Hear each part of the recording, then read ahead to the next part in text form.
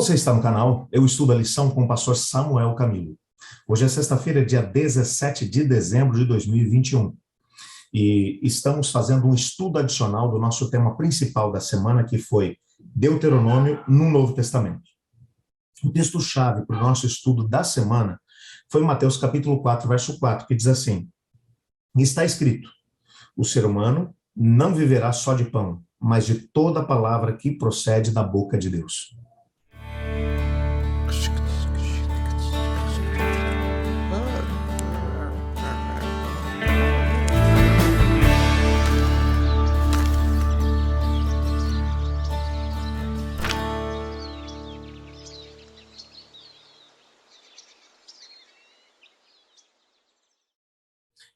Nessa semana tivemos a oportunidade de poder perceber o quanto o Antigo Testamento, principalmente o livro de Deuteronômio, é citado no Novo Testamento.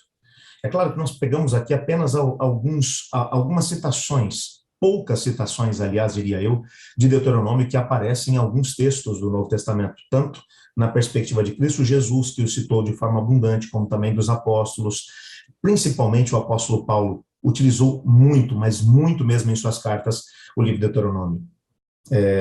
Três livros, principalmente do Antigo Testamento, são mais citados no Novo. O livro dos Salmos, o livro de Isaías e, ao mesmo tempo, o livro de Deuteronômio. Esses são os três mais citados.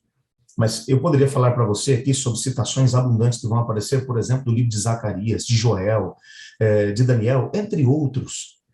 O fato é que, na visão bíblica dos autores bíblicos, todas as vezes que um autor lançava a mão de outro autor que havia escrito antes dele, ele estava, na verdade, demonstrando que o mesmo espírito que estava dirigindo aquele autor a escrever a sua carta, o seu livro, o seu tratado, era o mesmo espírito que tinha agido tempos atrás com outro profeta, com outro apóstolo ou com outra pessoa que havia sido usada por Deus como instrumento para poder trazer a revelação do céu. O mais interessante é que as escrituras do Antigo Testamento, que eram utilizadas no tempo de Cristo Jesus, era aquilo que nós chamamos de a Septuaginta. Depois que Alexandre o Grande invadiu ou tomou conta com o reino grego daquela região do Médio Oriente, Alexandre, quando chegava em determinado lugar, ele trazia a cultura grega, a filosofia grega e, ao mesmo tempo, a língua grega para poder fazer parte daquela mesma cultura. Ele queria que o mundo todo tivesse a oportunidade de se comunicar através de uma única língua, que, no caso daquilo que ele propunha, era a língua grega.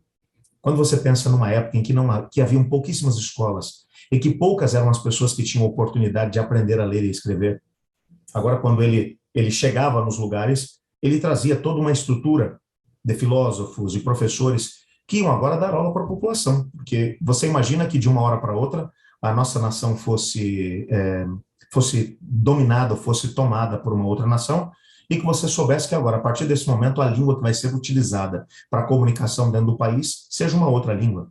E você vai ter que aprender essa língua. Mas os dominadores vão olhar e vão dizer, fiquem tranquilos que nós estamos trazendo professores e todos vocês terão uma oportunidade de poder estudar, sem custo nenhum. Nós vamos estar investindo em vocês. A maior parte das pessoas gostou da ideia. Por quê? Porque eles não tinham acesso à educação formal. E com a língua grega tomando corpo em toda a região, no entorno do mar Mediterrâneo, tanto na Europa, no norte da África e, ao mesmo tempo, em algumas partes da Ásia também, mas especificamente ali naquela região do Médio Oriente, o Senhor foi trabalhando para que a Bíblia hebraica pudesse ter acesso a esse mundo que falava agora grego.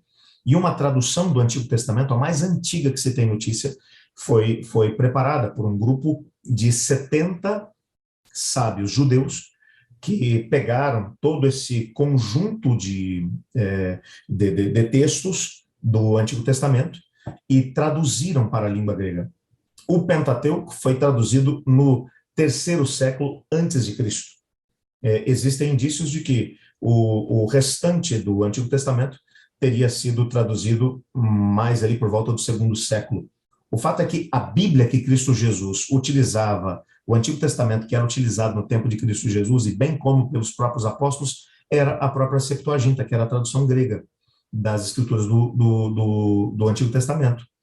É tanto que em todas as citações que vão aparecer no Novo Testamento, todas elas são citações da tradução grega do Antigo Testamento. Até porque, para você poder entender isso, o Novo Testamento como um todo foi escrito em grego. Então, para eles, para o autor que já estava escrevendo em grego, era muito mais tranquilo pegar um texto que já havia sido traduzido do hebraico para o grego do que pegar um texto em hebraico e fazer a tradução para o grego para colocar no seu texto. O que mais chama a atenção é que você não encontra absolutamente nenhum único autor, nenhum único crítico durante o primeiro século colocando em xeque os autores do Antigo Testamento. Mencionando, eles não escreveram naquela época, escreveram de forma posterior, o livro de Isaías foi escrito por 4 indivíduos, como hoje em dia a alta crítica vai dizer, porque existem estilos bem diferentes nas 4 seções do livro, então foram 4 pessoas diferentes, em tempos diferentes, que escreveram esse livro. Na verdade, o que sempre foi dito a respeito de Isaías é que Isaías, no decorrer do seu ministério, que foi um longo ministério, ele foi escrevendo o seu livro conforme ele foi recebendo as revelações de Deus, em períodos diferentes, em épocas diferentes. E por isso você vai encontrar estilos diferentes, porque o próprio profeta foi passando por um processo de amadurecimento enquanto escrevia seu livro. Mas não há uma única menção sobre o questionamento da historicidade, por exemplo, de Gênesis, o relato da criação, a queda do ser humano, Torre de Babel, dilúvio, o chamado de Abraão. Muito pelo contrário, esses eventos todos são tidos como eventos históricos, com comprovação daqueles que os escreveram. Exatamente por essa razão, a gente vai percebendo que o livro de Deuteronômio teve um destaque tão importante em toda a literatura do Novo Testamento. De todos os livros escritos por Moisés, o mais citado em todo o Novo Testamento foi o livro de Deuteronômio, porque ele traz de forma bem clara a noção de bênçãos e maldições e a noção da aliança que o Senhor Deus fez com o seu povo. Muitos desses princípios que transcenderam as noções do Antigo Testamento, as fronteiras do Antigo Testamento para o Novo. E por isso os autores do Novo Testamento, para endossar o que estavam escrevendo, foram buscar nas escrituras de Moisés, principalmente no livro de Deuteronômio, um peso de autoridade para o que estavam escrevendo.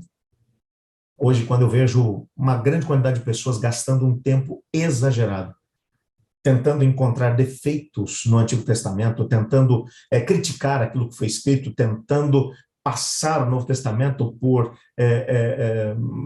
pelo crivo da alta crítica, a maior parte desses argumentos que acabou surgindo pouco mais de 200, 300 anos atrás, quando, na verdade, os autores do Novo Testamento, esses poderiam ter questionado se fosse o caso, mas ao invés de questionar, eles endossaram a historicidade e, ao mesmo tempo, a revelação do Espírito Santo, que agiu através dos profetas da antiguidade, inclusive Moisés, no livro de Deuteronômio.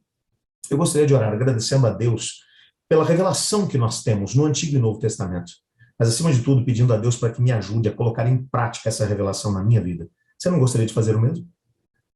Obrigado, Pai, porque em Tua palavra percebemos a grande riqueza de revelação que o Senhor concedeu a nós, através dos santos profetas, bem como dos apóstolos. Obrigado por essas revelações, mas ajuda-nos a podermos vivê-las na nossa vida, pois é em nome de Jesus que oramos. Amém. Eu estudo a lição. E você?